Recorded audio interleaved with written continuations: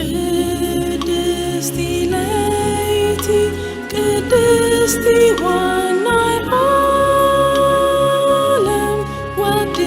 ሰራ ምድሪ ምስ ወረደ አገምናን ኃጢአትናን ኪድምስሲ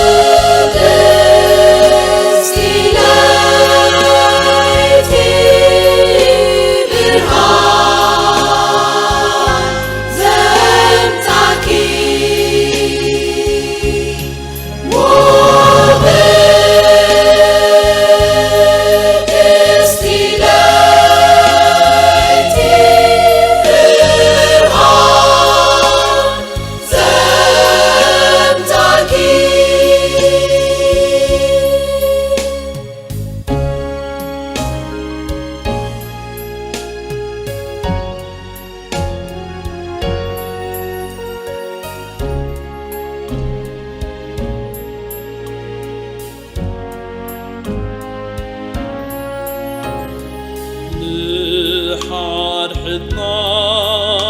مفقر مهيرونا هكفري وانجيل السلام سنسرت ما سرتي خافت حالنا حبيرنا بخبرينا مسكنو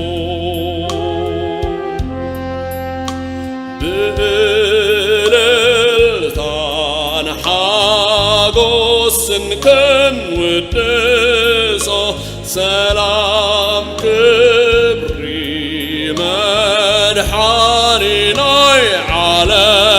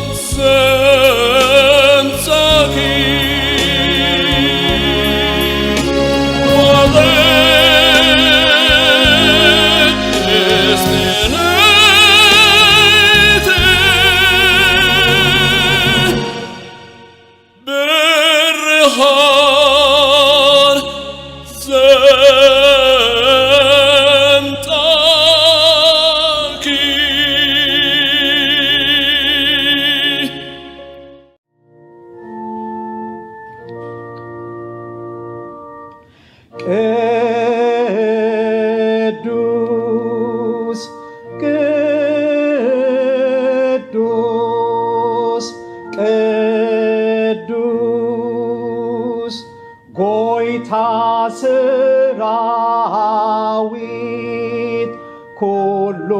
مدري بخبرته مليء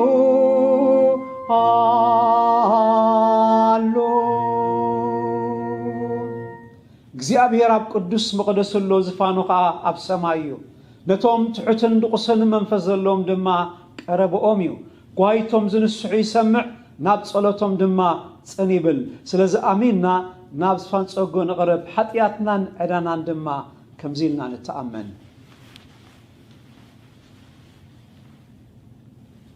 ወአምላኽ ከም ሳህልኻ መሐረኒ ከም ተዓቢ ርሕራሕኻ ኣበሳይ ደምስስ ካብ ኣበሳይ ጸቢቕካ ሕጸበኒ ካብ ሓጢያተይ እውን ኣጽርየኒ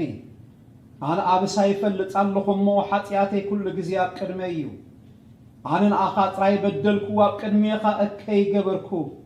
ገጽካ ካብ ሓጢያተይ ይከውሎ ንብዘሎ ኣበሳይ እውን ደምስሶ ወአምላኽ ጽሩይ ልቢ ፍጠረለይ ጽኑዕ መንፈስካ ኣብ ውሽጠይ ሓድስ ካብ ገጽካ ይትደርብየኒ ቅዱስ መንፈስካ እውን ኣይትግድፈኒ ሓጎስ ምድሓንካ ምለሰለይ ብፍቓደኛ መንፈስ እውን ደግፈኒ መሓሪ ኣምላኽ ንኹሉኻ ለዋህ ዝኾንካ ኣቦ ጸጋኻ ካብ ወለዶ ንወለዶ ይነብር ንስኻ ዕጉስን ጸዋርን ኢኻ ንዝንስሑ ዘበሉ ኩሎም ከዓ በደሎምን ሓጢያቶምን ይቕረ ትብለሎም እጅ ድማ ኣብ ለውሃትካ ናብ ህዝብኻ ርአ ልማኖ ድቅኻ ድማ ስማዕ ንሕና ኣበስና ሓጢያት ገበርና ብዛዕባ እዚ ከዓ ፍቕርኻን ጽቡቕ ግብርኻን ዘይግባኣና ኾንና ንኣኻ በደልና ኣብ ቅድሜኻ ክፉእ ገበርና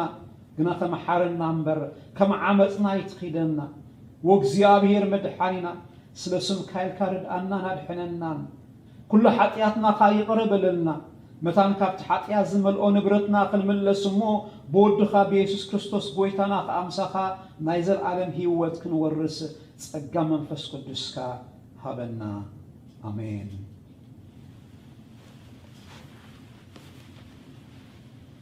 ሓጢያትና እንተተናዘዝና ንሓጢያትና ይቕረ ክብለልና ካብ ኩሉ ዓመፃውን ከንጽሐና እሙንን ጻድቕን እዩ አሜን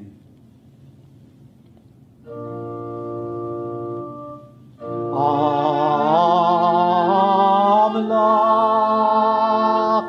ፈጣሪ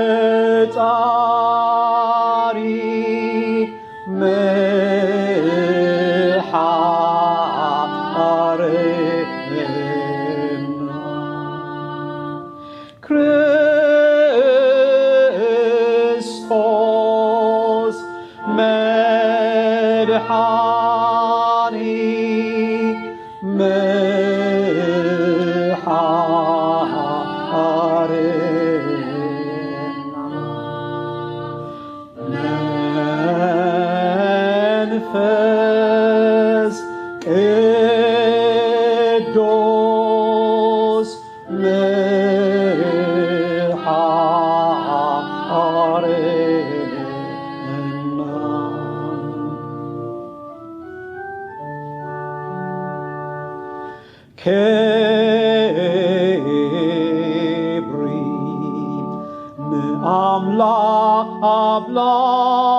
أبلحلي سلام أمدري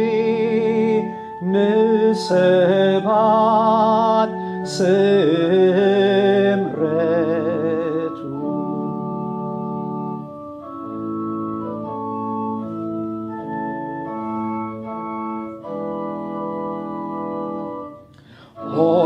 هوسعنا ودي داويد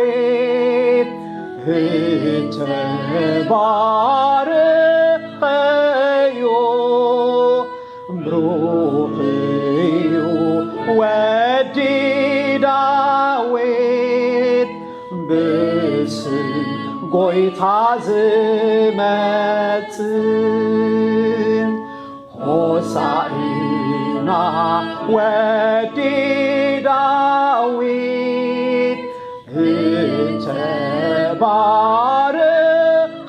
هتبارقيو بروحيو ودي داويد بسم قويتا زمتن هوسعنا أباريام هوسعنا هوسعنا بروحيو ودي داويد بسم قويتا زمتن هوسعنا أباريام هوسعنا هوسعنا بروحيو ودي داويد بسم قويتا زمتن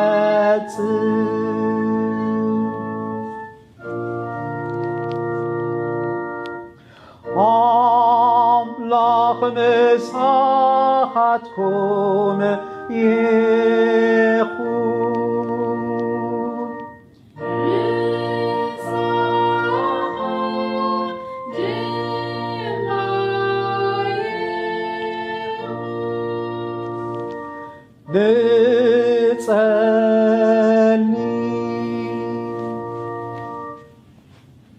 وخلو تخل سمياوي أملاخنا بيسوس كريستوس قويتانا حق زلو أمنتن نمحرت كات ونع تصفى نبتصاينا دما لقم زي بالله فقر اختبنا نلمنا كالونا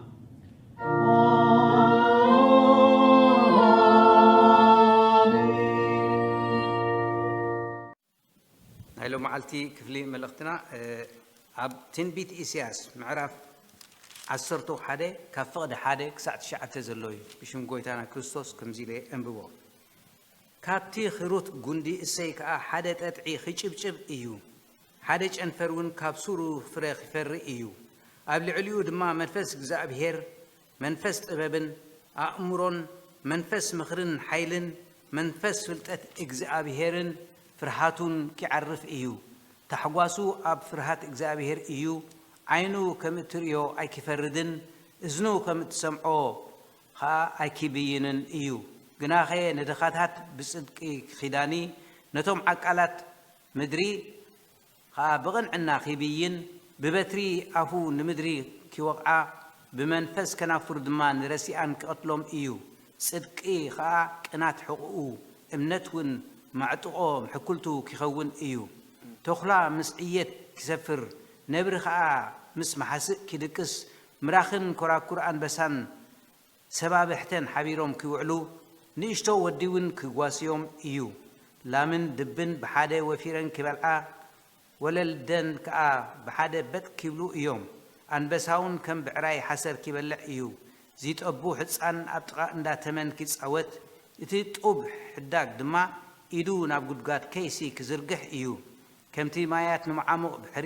بحري زقول ببو مدري بفلتات إجزاء بهير كتملئ يأمو أب كله إتي قدوس كرني حدا كين قدعتن كجبر أي كهلون إيو آمين እጅ ሓቢርና እምነት ክርስትናና ከምዚልና ንተኣመን ንሕና ኩሉ ብዝኽእል እግዚኣብሔር ኣቦ ፈጣር ሰማይን ምድርን ንኣምን ኣሎና ንሕና ብሓደ ወዲ ብጎይታና ኢየሱስ ክርስቶስ መንፈስ ቅዱስ ተጠንሰ ካብ ማርያም ድንግል ተወልደ ብዘበን ጶንጢዮስ ጲላጦስ ሓሳረ መከራ ፀገበ እተሰቕለ ዝሞተ እተቐብረ ናብ ሲኦል ዝወረደ ብሳልሰይቲ መዓልቲ ካብ ሙታን ዝተንስአ ናብ ሰማይ ዝዓረገ ኣብ የማንቱ ኩሉ ዝኽእል እግዚኣብሔር ኣቦ ድማ ኮፍ ዝበለ ካብኡ ከዓ ንህያዋንን ንሙታትን ክፈርድ ዝምለስ ንኣምን ኣሎና ንሕና መንፈስ ቅዱስ ብሓንቲ ቅድስን ሐዋርያት ቤተ ክርስቲያን ብሕብረት ቅዱሳን ብሕድገት ኃጢአት ብትንሣኤ ሙታን ብህይወት ዘለዓለም ንኣምን ኣሎና ኣሜን።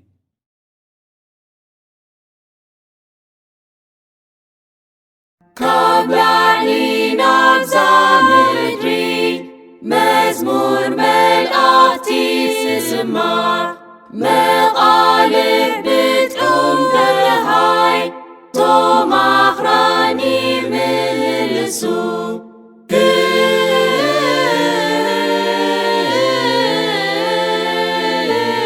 ክብሪ ንኣምላኽ ኣብ ላዕሊ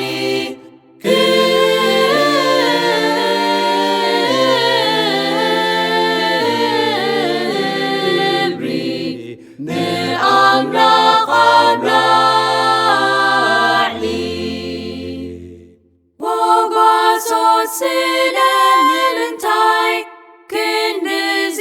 ትሕጐሱ ዘሕጉስ ብስራቱ ካብ ሰማይ መን ሃበኩም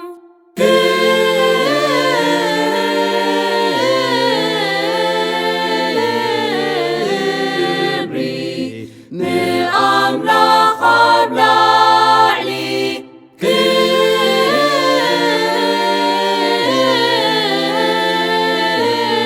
ክብሪ ንኣምላኽ ኣብ ላዕሊ ብዑራይ ናብ ቤትልሔም ክንሰግድ ንንጉሥና ምስቶም መልእኽቲ ኮይና ክንዝምር ምስጋናና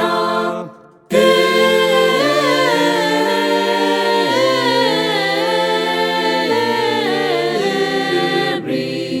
ንኣምላኽ ኣብ ላዕሊ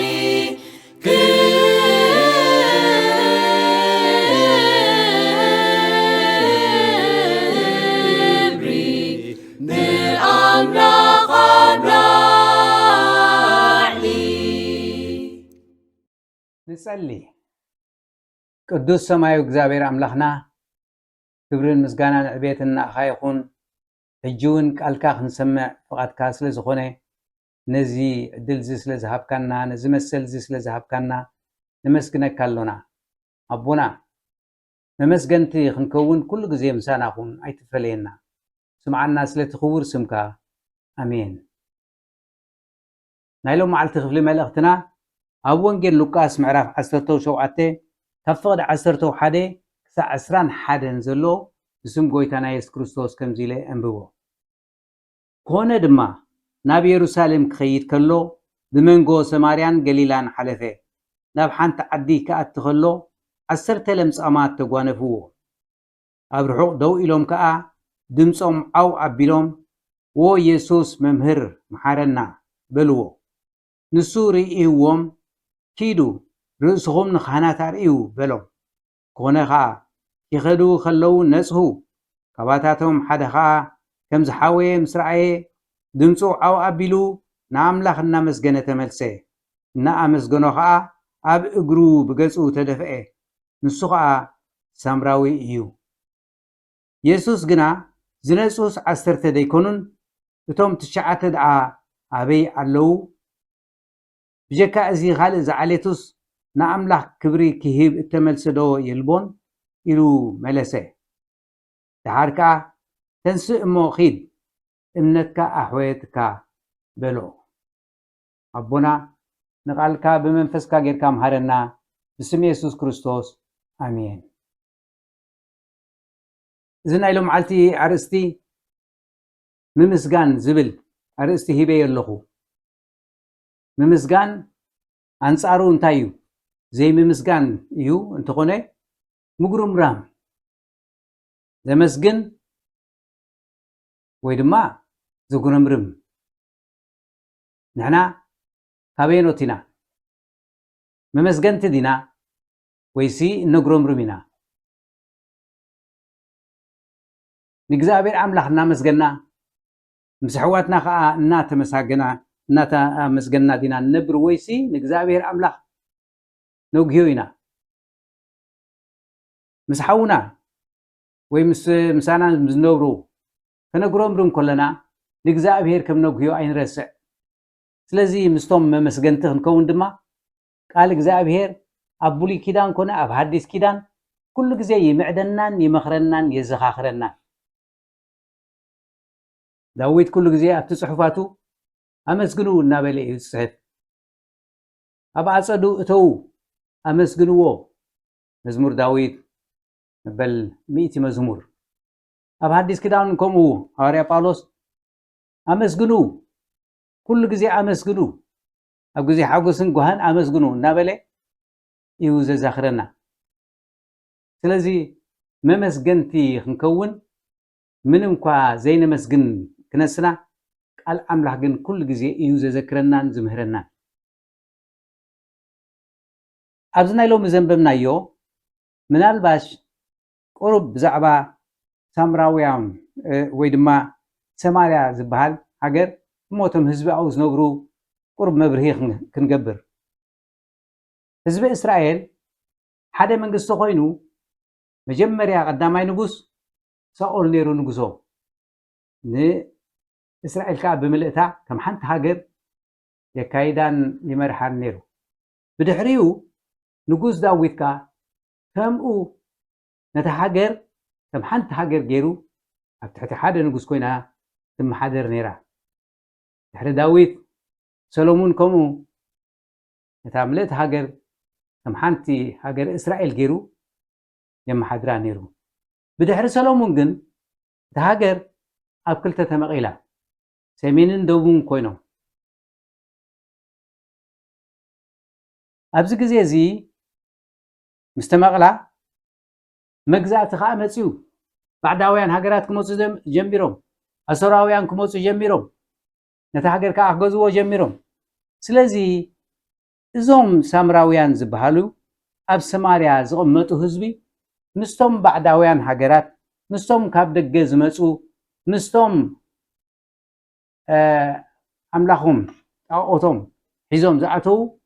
ምስኣቶም ተዋሲቦም። ምስኦም ስለ ተዋሰቡ እቶም ካልኦት እስራኤላውያን ነዞም ሳምራውያን ከም ፍንፉናት ገይሮም እዮም ዝርእይዎም ነይሮም። ካልኢት ረፍሲ በቲ መሬት ናቶም ናይ ሓልፉን ነይሮም። ተጎጋ ናይቲ መሬት ናይ ሰማርያ ምእንቲ ከይለግቦም ብዓይኒ እቶም እስራኤላውያን እምበር እዞም ሳምራውያን ምስ ካልኦት ዝተዋሰቡ ዓሌትና ዝበከሉ እምነቶም ዝሰሓቱ ተባሂሎም ዝተፈንፈኑን ኣዝዮም ድማ ኣብቲ ናታቶም ኣምልኾ ወይ ኣብ ኢየሩሳሌም መፂኦም ከየምልኹ ክልኩላት እዮም ነይሮም። ብዓይኒ እስራኤላውያን ሳምራውያን መወዳእቶኦም ገሃነም እሳት እዩ። እዚኣቶም ነቲ ኣብ ገሃነም እሳት ዝነድድ ሓዊ ንዑ ዘጓህሉ እምበር ካልእ ጥቕሚ ዘይብሎም ኢሎም ክሳዕ ክንዲዚኦም ፈንፊኖሞም ዝነብሩ ነይሮም። ጎይታና ኢየሱስ ክርስቶስ ግን ከምኡ ከም ዘይኮነ ኣብዚ ሕጂ ሎሚ ነንብቦ ካብ ሰሜን ክመፅእ ከሎ ብሰማርያ ገይሩ ይሓልፍ ከምቶም ካልኦት ተጠው ይሓለፈን። ቅድሚ ሕጂ እውን ንሳ ሳምራዊት ሰበይቲ ኣብቲ ዔላ ኮፍ ኢሉ ዘዕለለ እሞ ንዓዓን ነቲ ዓዳን ደቂ ዓዳን ምድሓን ዘምፀ ጎይታና ኢየሱስ ክርስቶስ ነቲ ዝነበረ ፍልሊ ንዕኡ ከመይ ክኸውን ከም ዝግብኦ ዝመሃረ እዩ። ንሳምራውያን ኢሉ ኣይፈንፈነን፣ ነቶም እስራኤላውያን ከዓ عبي تمهرتي نيرو انت دعا تردي ومسي كل سب بملكة تمثال ناي እግዚአብሔር كم تفترة مغا اتي منغستي املاح ن اسرائيلاويان ጥራይ ዘይኮነሲ ን ሳምራውያን ከዓ ከም ዝኾነ መንግስቲ አምላኽ ክምህር ይመጽ ጎይታና ኢየሱስ ክርስቶስ በዚ ምክንያት ከዓ ምስታ ሳምራዊ ሰበይቲ ብዙሕ ግዜ አሕሊፉ እቶም ዓዲ ከይተረፈ እምነት ዝበጽሑ ቀጽሉን ሩሕ ሳምራዊ ዝብል ኣብነት ኣለና እዚኸ መታን እቲ ህዝቢ ክምሃር እቲ ሩሕ ሳምራዊ ዝበሃል እቲ ሰናይ ዝገበረ ንሱ ካብ ዓሌት አብርሃም ወይ ድማ እስራኤላዊ ከም ዘይኮነ ከዓ ጎይታና ኢየሱስ ክርስቶስ በዚ ገይሩ ይምህር ነይሩ ኣብዛ ናይ ሎም መዓልቲ ድማ ጎይታና ኢየሱስ ክርስቶስ ካብ ሰሜን ንደቡብ ገጹ ዝኸይድ ዘሎ ናበይ ገጹ ንኢየሩሳሌም እንታይ ይብለና ኮነ ድማ ናብ ኢየሩሳሌም ክኸይድ ከሎ ንደቡብ ገጹ ክኸይድ ከሎ ብመንጎ ሰማርያን ገሊላን ሓለፈ ናብ ሓንቲ ዓዲ ከኣቱ ከሎ 10 ለምጻማት ተጓነፍዎ ባር 10 ለምጻማት ኣብታ ዓዲ ዝኣተወላ ተጓኒፎም ኣብ ርሑቕ ደው ኢሎም ከዓ ድምፆም ዓው ኣቢሎም እንታይ ይብልዎ እዞም ለምጻማት ወ ኢየሱስ መምህር መሓረና ወ ኢየሱስ መድሓኒ ማለት እዩ መምህር ኣሚኖም ኣለዉ መምህር ከም ዝኾነ መሓረና መሓረ ምዃኑ ከዓ ኣሚኖም ኣለዉ ንሱ ኸ ርእይዎም ኪዱ ይብሎም ርእስኹም ንኻህናት ኣርእዩ በሎም እዞም ለምጻማት ለምፂ ዝሓዞም ቆርበት ሕማም ቆርበት ዝሓዞም ሰባት ምስ ህዝቢ ክሕወሱ ኣይክእሉን እዮም ብኡ ምክንያት እዮም ርሒቆም ዘለዉ ሰብ ኣይቅርቦም ንዩ ኣዝማዶም ኣይቅርብዎም ንዮም ኣብ ቤተ መቅደስ ክኸዱ ይፍቀደሎም ንዩ ኣብቲ ሓጎስን ጓህን ናይቲ ህዝቢ ክሕወሱ ምስ ሕብረተሰቦም ኣይፍቀደሎም ንዩ ፍንፉናት እዮም ዘይንጹሓት እዮም መስፃ ዝወረዶም ተባሂሎም ካብቲ ህዝቢ ተገሊሎም ዝነብሩ እዮም ዞም ከምዚኦም ዓይነት ሰባት ኣዝማድ እኳ እንተለዎም እቶም ኣዝማዶም ከይተረፈ ምናልባሽ መግቢኤለት ደኣ የምፅሎም ኮኑ ርሕቕ ኢሎም ይህብዎም ኮኑ እምበር ምስኣቶም ኣብቲ ሕብረቶም ኣይካፈሉን እዮም ስለዚ ናይዚኦም ህይወት ኣዝዩ ከቢድ እዩ መወዳእትኦም ከዓ እቲ ለምፂ እንተዘይሓወ በቲ ሕማም ዝኣክል ናተሳቀዩ ናተሸገሩ ከምኡውን እቲ ሕማም እናገደዶም ንሞት ዝተወፈዩ እዮም ለምጻማት ዘይንጹሓት ተባሂሎም ተጨውዮም ንበይኖም ተፈልዮም ዝነብሩ እዮም ኣብዚ ኩነታት እዚኦም ባርሳቶም ምስ ኢየሱስ ክሓብሩ ኣብ ኢየሱስ ክቐርቡ ምስቲ ህዝቢ ክሕወሱ ኣይክእሉን እዮም ካብ ርሑቕ እዮም ባር ዓው ኢሎም ድምፆም ዓው ኣቢሎም ይብለና ቃል ኣምላኽ ንኢየሱስ እምበኣር ብዛዕባኡ ሰሚዖም ኣለዉ ፈሊጦም ኣለዉ ኢየሱስ ብዙሕ ግዜ በዚ ሓሊፉሎ ሳልሳይ ግዜ ሕጂ ሓልፍ ኣሎ ንኢየሩሳሌም ገጹ ኢየሱስ መን ምዃኑ ፈሊጦም ኣለዉ ንለምጻም ዝኾነ ሰብ ከም ዝሕውን ፈሊጦም ኣለዉ ኣብ ወንጌል ሉቃስ ምዕራፍ 5 ነቲ ለምጻም ሰብኣይ ኣሕዊዎ ብርግጽ ዝወረዝ እውን ኣለዎ ስለዚ ኢየሱስ መድሓኒ ምዃኑ ኢየሱስ ዝፍውስ ምዃኑ ኢየሱስ መምህር ምዃኑ ተኣሚኖም ኣብዚ እምነቶም ገሊፆም ክንደይ ካብኦም 10 እዮም ጎይታና ኢየሱስ ክርስቶስ ክድሕውዮ ኣይበሎምን እንታይ ደኣ ነቲ ብሉይ ክፍጽም እዩ ዝመፀ ኣብቲ ብሉይ ኪዳን እቲ ለምፂ ዝሓዞ ሰብ ከመይ ኢሉ ክሓዊ ከም ዝግብኦ ምስ ሓወየ ድማ ሓውየ ኢሉ ፅምብር ከይብል ነቶም ካልኦት ሰባት ጥዑያት መታን ከይብክሎም መታን ሕማም ከየልግበሎም ኣቐዲሙ እቲ ካህን ርእዩ መርሚሩ ዘድሊ ኩሉ ስጉምትታት ወሲዱ ኣብ መወዳእታ ከዓ መስዋእቲ ቅሪቡ እቲ ሰብ ናብቲ ሕብረተሰብ ክሕወስ ከም ዘለዎ ኣብ ዘለዋውያን ምዕራፍ 14 ብሰፊሑ ተጻሒፉሎ ለምጽ ዝሓዞ ሰብ ለምጹ ክሳዕ ዝሓዊ ይፍለ ለምጹ ምዝሓሸው ምዝሓወይኸ ኣብ ካህን ኸይድ እቲ ካህንከ ዘድሊ ኩሉ ይገብር ኣብኡ ሎ ተሰሪዑ ብስርዓት ብድሕሪ እዚዩ ነቲ ሰብ ምስቲ ሕብረተሰብ ክሕወስ ኣብ ቤት መቅደስ ክኸይድ ዘፍቅደሉ ብብሉይ ክዳን እዚ ሕጊ ነቶም ህዝቢ እስራኤል ዝተዋህቦም እግዚአብሔር ኣምላኽ ከዓ ነቶም ካህናት ልክዕ ከም ሓካይም ገይሩ እዚ ጥበብን ፍልጠትን ዝሂቦም ኣሎ ነታንቲ ህዝቢ ተላጋባይ ሕማም ከይሓድሮም መኩሎም ተለኻኺሞም ከይሞቱ ስለዚ ጎይታና ኢየሱስ ክርስቶስ እንታይ ዝብሎም ዘሎ ኪዱ ናበይ ነብስኹም ንካህናት ኣርእዩ ከምቲ ሕጊ ግበሩ ከምቲ ስርዓት ግበሩ እቶም ካህናት ምስ ኣፍቀደልኩም ኢኹም ኣብ ህዝቢ ኣብ ሕብረተሰብ ክትሕወሱ ትኽእሉ ከዓ ጥራይ ክትፍወሱ ዘይኮነስ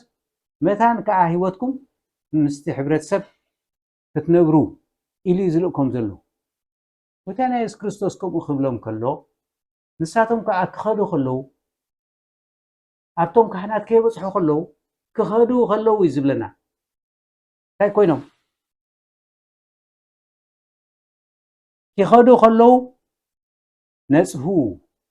ካብ ለምፂ ነፅሁ ካብኣታቶም ሓደ ከም ዝሓወየ ምስ ረአየ ይብለና ሽዑ ሓደ ካብኦም እቲ ለምፂ ከም ዝሓደጎ ፈሊጡ ቆርበቱ ጠሚቱ ርእዩ ሽዑ እንታይ ይብለና ድምፁ ኣው ኣቢሉ ንኣምላኽ እናመስገነ እንታይ ገይሩ ግልብጥ ኢሉ ተመሊሱ ናበይ ናብ ኢየሱስ ገፁ ኸይዱ እንታይ ገይሩ ሽዑ ኣብ ቅድሚ ኢየሱስ ከዓ ብገፁ ተደፊኡ ኣመስጊኑ 10 ዮም እቶም ዝኸዱ ለምፂ ዝሓዞም 10 ዮም ናብ ኢየሱስ ከዓ መሓረና ዝበሉ 10 ዮም ኢየሱስ ኪዱ ዝበሎም 10 ዮም ካብ ለምጾም ዝነፅሑ ከዓ 10 ዮም ምስ ነፅሁ ዝተመልሰ ግና ሓደ ንኣምላኽ ዘመስገነ ዓው ኢሉ ሓደ ኣብ ቅድሚ ጎይታና ኢየሱስ ክርስቶስ ከዓ ብገፁ ዝተደፍአ ሓደ እቶም 9 ጎይታና ኢየሱስ ክርስቶስ ከዓ እንታይ ይብል ዝነፅሁስ 10 ዶ ኣይኮኑን እቶም 9 ደኣ ኣበይ ኣለዉ ብጀካዚ ሓደ ወፃእተኛ ብጀካዚ ሓደ ሳምራዊ ብጀካዚ ሓደ እትፍንፍንዎ ብጀካዚ ብፍርዲ ዓይኒ ኣጠማምታ ናይ እስራኤል ንገሃነም እሳት ዝወፍኽሞ ፍንፉን ዓሌትና ዝበከለ ኢሉ ብሰብ ተጸልዐ ኣብ ፍርዲ ዝኣተወ ብጀኩሲ እቶም 9 ኣይተመልሱን ዶ ኣበይ ከይዶም ናብ ኢየሱስ ክሓቱ ከለዉ 10 እዮም ከም ዘንጽሖም ኣሚኖም ከም ዘጽርዮም ፈሊጦም መምህር ምዃኑ ፈሊጦም መሓሪ ምዃኑ ፈሊጦም መሓረና ከዓ ኢሎም ግን ኣብቲ እምነቶም ኣብቲ ንሳቶም ዝመፅሉ ዘለዉ ንጥቕሞም ንረብሖኦም መፂኦም እቶም 9 እታ ተድልዮም ምስ ኮነትሎም ከይዶም ኣበይ ከይዶም እንዴ ናብ ኢየሱስ ኣይተመልሱን ንኣምላኽ ከመስግኑ ቃል ኣምላኽ ኣይነግረናን እዩ እንታይ ዓዊሎም ተቐሲሎም ይፍለጥኒ ኣብ ዝማዶም ከይዶም ሓጎሶም ክገልፁ ምስ ህዝቦም ክኸዱ ፅቡቕ እንተኾነ ቀዳመይቲ ኣገዳሲት ኣብ ሂወቶም ክትህሉ ዘለዋ ክገብርዋ ዝግብኦም ረሲዖማ እምነት ኣለዎም ድዮም እዚኦም ኢየሱስ ከም ዘድሕን ይፈልጡ እዮም ናብ ኢየሱስ ኣሚኖም ግን ኣይተመልሱን ሓደ ሰብ ጎይታና ኢየሱስ ክርስቶስ እንታይ ይብሎ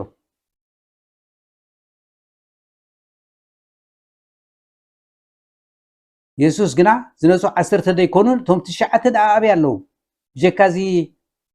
خالد زعليتوس نخبر املاخ كي تملسه دو يلبون يلو ملسه حركا تنس مو كيد جي زغبر غيركا تسبو ነገር غيرካ ناملاخ مسغينكا امنتካ تطقمكلا اب ግብር አውዒልካያ እጽሉ እምነትካ አህወይትካ ትዝዶ ተዋበካ ዝተዓደለካ እምነት ከምቶም ካልኦት ን10 ቸኹም ተዓዲሉ ንስኻ ንዓ ተጠቅምካላ ብስጋ ሓዊኻ ሳቶምን ብስጋ ሓዊዮም ብነፍስኸ ሓዊኻ እምነት ኣለካ ስለዚ ብስጋን ብነፍስን ኢኻ ሓዊኻ ጎይታና ኢየሱስ ክርስቶስ እዩ ዝምስክረሉ ዘሎ እቶም 9 ኢየሱስ ከም ዘድሕን ፈልጥዮም ግን እምነት የብሎምን ንሕና ኢየሱስ መድሓን ምዃኑ ንፈልጥ ኢና እምነት ግን ኣለና ድዩ ንኣምላኽ ነመስግን ዲና ብዝተገብረልና ኩሉ መስግን ዲና ብዘይተገብረልና ኩሉ ብተስፋ እናተፀበናኸ ነመስግን ዲና መመስገንቲ ዲና ኣምላኽና ንሕጉሶ ዲና በቲ ህይወትናስ ንትርጉሞ ዲና እቲ እምነት እንድሕርለና ኮይኑስ ኩሉ ግዜ ክነመስግን ኢና መዓልቲ መዓልቲ ክነመስግኖ ኢና ኣብ ቅድሚኡ ብገፅና ክንድፋእ ኢና ከዘይኮነ ግን ወኣምላኽ ከምዚ ፅቡቅ ገይሩለይ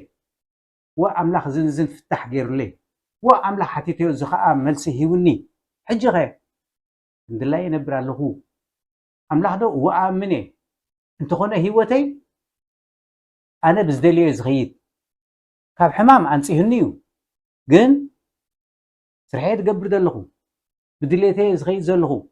ንርእሰየ ዝነብር ዘለኹ ከም ዓለመየ ዝነብር ዘለኹ ሕማቕ ዝገበርክዎ የብለይን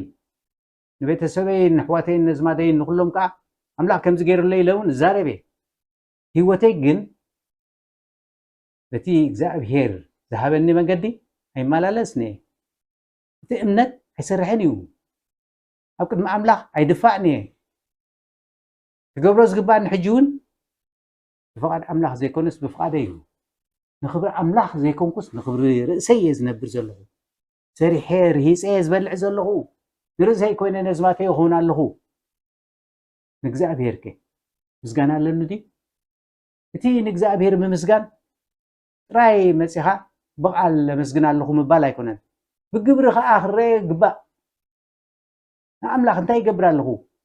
ኣገልገልቲ ናይ ኣምላኽ እንታይ ይገብር ኣለኹ ንቤተ ክርስቲያን እንታይ ይገብር ኣለኹ መስዋዕቲ ቅርብ ኣለኹ በቲ ጉልበተይ በቲ ፍልጠተይ ብገንዘበይ ብህያበይ ብሞባኤይ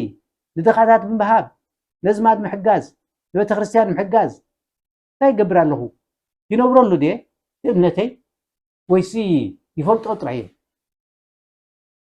መመስገኒ ድየ ወይስ መግሮምረሚ እዚኣ ኣላትኒ እንደዚኣ ኻ ክውስኽ የድብል ዘለኹ ምጉርምራም እዩ ኣይኣኽለንን ምባል እዩ ነቲ ዕዮ ናይ ኣምላኽ ገዲፈ ነቲ ናቲ ዕዮ ጥራየ ዝገብር ዘለኹ ኣበይ ኣለና ምስ መን ኣሎና እምነትና ኸ ንጥቀመሉ ዘለና ኢየሱስ ክምስክረልና ድዩ ውራት ክርስቲያናት ህዝቢ እስራኤል ኣግሮምሪሙ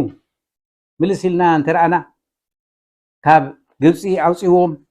ኣብ ዘሁልቅ ምዕራፍ 21 ካብ ፍቕዲ 4 ጀሚርና ነንብቦ ህዝቢ ምስ ኣጉረምረመ እግዚኣብሔር ከዓ ጉህዩ ነጉረምርም ከለና ናብ እግዚኣብሔር ኣብ ክንዲ ምስጋና ናይ ህይወትና መገዲ ምስ ንኸይድ ሳዕቤን ኣለዎ ህዝቢ እስራኤል ኣጉረምሪቡ እግዚኣብሔር ጉህዩ ዝናኸሱ ኣትማን ሰዲድሎም ዝነዱ ኣስማን ተሰዲድሎም ብዙሓት ከዓ ሞይቶም ድሕሪኡ ከውይ ጀሚሮም ሙሴ ሙሴ ኣብ ልዕሊ ኢኻን ናብ ልዕሊ እግዚኣብሔርን ሓጢኣት ገበርና ለምነልና ብሉ ጀሚሮም እግዚኣብሔር ከዓ ምሕረተኛ ስለ ዝኾነ ኣይሓደጎምን ሽዑ እውን ንሙሴ ከዓ ነዳዲ ደም ዝነድድ ተመን ግበር እሞስቆሎ ኢልዎ ሙሴ ከዓ ካብ ኣስራዚ ተመን ሰሪሑ ኣብ ባላ ሰቂሉ ነዚ ዝጠመተ ክድሕን ኢሉ ቶም ህዝቢ ከዓ ክሓውዩ ጀሚሮም ምሕረተኛ ኣምላኽ እዩ ንድሕሪ ተመሊስና ዝጉረምርም ዘበለ ኩሉ መገዱ ከይድ ከሎ ግና ንኣምላኽ ነጉዮ ንሰብ ከዓ ነጉዮ እናጉረምርምና ከዓ እንታይ ንገብር ምጉረምረም ሰብ ሰላሙ ይስረቕ ዝጉረምርም ሰብ ሓጎሱ ይስረቕ ዝጉረምርም ሰብ ንእግዚኣብሔር የጉዮ ንሰባት ኣብ ከባቢኡ ዘለዉ ከዓ የጉዮ ክንጥንቀቕ ግባአና ቀፂልና ምናልባሽ ብዛዕባ ዝለምፂ ክንዛረብ ክትረአ ኮይና ንእማን ዝበሃል ሶርያዊ ነይሩ ለምፂ ሒዝዎ ነይሩ ናብ ነቢይ ኤልሳዕ መፂኡ ኪድበል ኣብ ሩባ ዮርዳኖስ 7 ግዜ ተሓፀብ ኢልዎ ዋ ኣነ ካብዚ ትበልፅ ኣብ ዓደይ ደየለን ክንደይ ንፁህ ሩባታት ኣነስ መፂኡ ዘዛረበኒ መሲሉኒ ኢሉ ናይ ትዕቢት ዘረባ ተዛሪቡ እቶም ምስኡ ዘለዉ ግና እታ ጎይታይ ካልእ እንተዝብለካ እውን ምገበርካ ተረባ ከይድካ ተሓፀብሲ እንታይ ከባድ ኮይና እያ ምስ በልዎ ግን ንዕዶ ሰሚዑ ከይዱ ተሓፂቡ 7 ግዜ ብዮርዳኖስ ነፂሁ ካብ ለምፁ ከም ናይ ቆልዓ ቆርበት ኮይኑ ቆርበቱ ገዝኡ ኣይከደን ሽዑ ዓዱ ኣይከደን እንኳዕ ደኣ ነፃሕኩም በር ኣይበለን እንታይ ደኣ ተመሊሱ ከመስግን ንኤልሳዕ ኣመስጊንዎ ህያብ ክህቦ መፂኡ ኣብ ግብሪ ኣርእይዎ ነቲ ናይ ኣምላኽ ሰብ ክህቦ ካብ ገንዘቡ ንብረቱ ንብረትናን ገንዘብናን ንዓና ጥራይ ድዩ ወይስ ንቤት ኣምላኽ ከዓ ነካፍል ኢና ነቶም ዘገልግሉና ነካፍል ኢና ድሕሪዚ ንእማን መስኪሩ ኣምላኽ ኣብ እስራኤል ጥራይ እዩ ዘሎ ካልእ ኣምላኽ የለን ኢሉ መስኪሩ እቲ እምነቱ ኣብ ግብሪ ውዒልዎ ብእምነቱ ከዓ ክነብር ጀሚሩ ንንእማን ምድሓን ኮይኑሉ ንዝኣመነ ኩሉ ምድሓን ተዋሂብዎ እዩ ክቡራት ክርስትያናት ኣብ ቅድሚ ገጽ ኢየሱስ ገጽና ኣብ ቅድሚ ኢየሱስ ንድፋእ ዲና መዓልቲ መዓልቲ ነመስግኖ ዲና ምስጋናና ኸ ግብሪ ኣለዎ ድዩ መስዋዕቲ ኣለና ድዩ ነቕርቦ ነገር ኣለና ድዩ ጎይታና ኢየሱስ ክርስቶስ ቤት ቀሪቡልና ኣሎ መወዳእታ ኸ ጎይታና ኢየሱስ ክርስቶስ ስለ ቤት ዘቕርብካልና ተመስገን ንብሎ ዲና ካብ ቤቱ ናብ ምድሪ ወሪዱ ካብቲ ጥዑም ቦትኡ ከም ቤትካ ዝጥዕም ኮይለና ኣብዛ ዓለም እዚኣ እውን ደገ ንወፅእ ካብ ቤትና ንገዛና ከዓ ክንምለስ ንህወኽ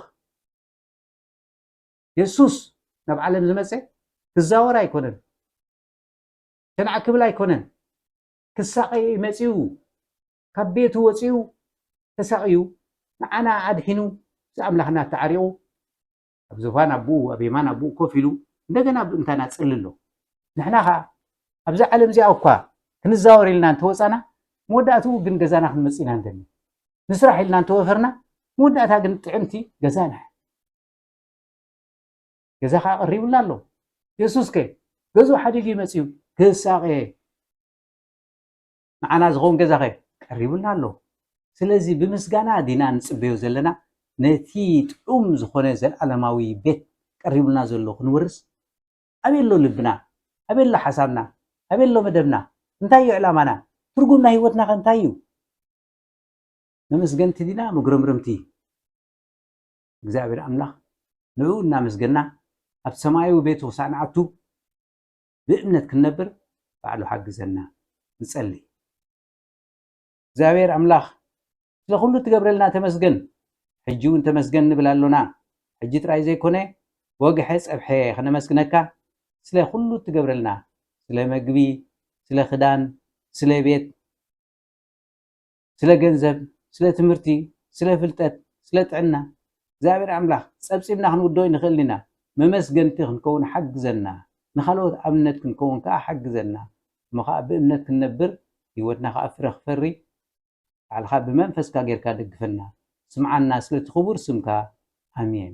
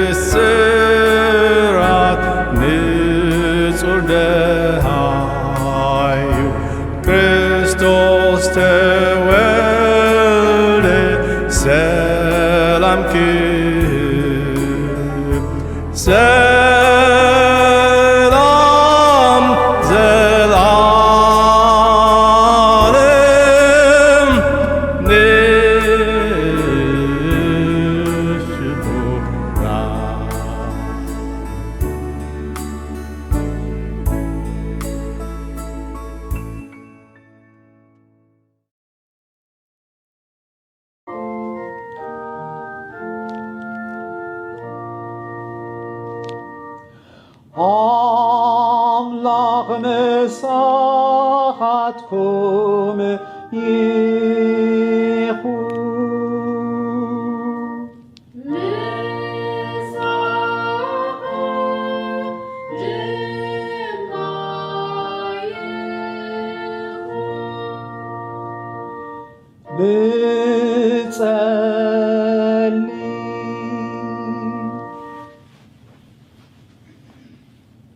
ወዘለዓለማዊ ኩሉ ዝከኣለካ ኣምላኽ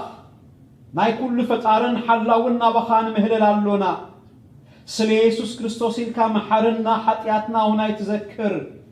ብመንፈስ ቅዱስካ ቀድሰናን ንገሰናን ከም ቃልካ ብቅዱስ ኣካይዳ ክንመላለስ ብጸጋኻ ርድኣና ንቤተ ክርስቲያንካ ብቃልካን ብቅዱሳት ምስጢራትካ ኣክባ ኣጽንዓያን ሓልዋን ነቶም ብጸልማትን ሞትን ዕረትን ተኣሲሮም ዘሎ ኩሎም ኣሕዛብ መሓሮም ብርሃንን ህይወትን ክረኽቡኻ ዘድሕን ጸጋኻ ብወንጌል ሃቦም ንቅዱስ ስምካን ንኽብሮትን ኢልካ ንሕና ኩሉና እውን ብድሓን ክንነብር ንኩሎም መራሕቲ መንግስቲ ባይቶ መንግስቲ ዘበሉ ኩሉ ክትባርኽ ንጸልይ ኣሎና ንብረት ሰላምን ድሓንን ኣውርደልና ጥዑይን ዝጠቀምን ኣየር አንፍሰልና ፀሓይን ማይን በብእዋኑ ሃበና ኩሉ ግብርና ቅኑዕን ጽቡቕን ክኸውን ምኽሪ ክርስትና ሓብረልና ዘረ ምድርና ኩለልና ናፍሬልናን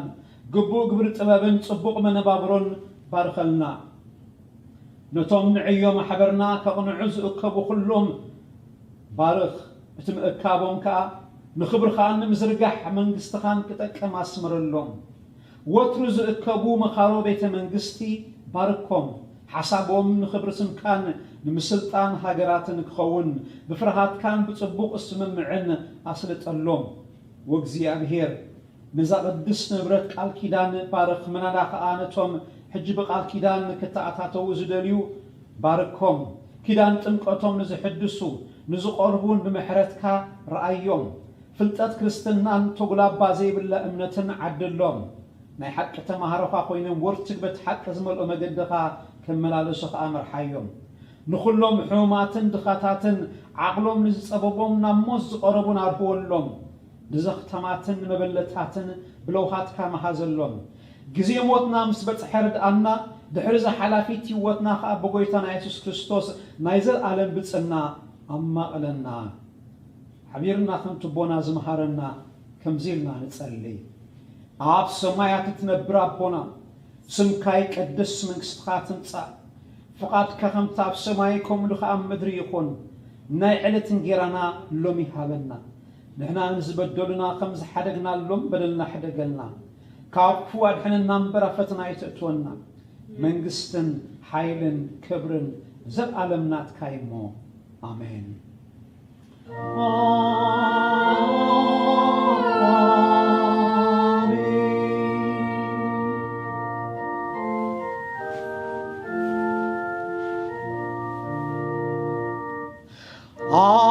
أملاخ مسكنون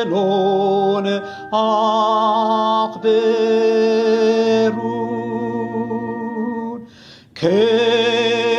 كبرن مسكنان نؤيخون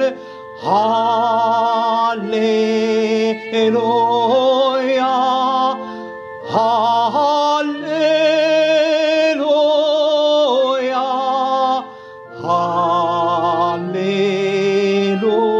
هاليلويا لبخم ناب እግዚአብሔር አልዕሉ በረከቱ ድማ ተቀበሉ እግዚአብሔር ይባርክኩምን ይሐልኩምን እግዚአብሔር ገጽ ይብርሃልኩም ጸጋው ድማ ይሃብኩም እግዚአብሔር ገጽ ይምለሰልኩም ሰላሙ ድማ ይሃብኩም በስም እግዚአብሔር አቦን ወድን መንፈስ ቅዱስን ሓደ አምላኽ አሜን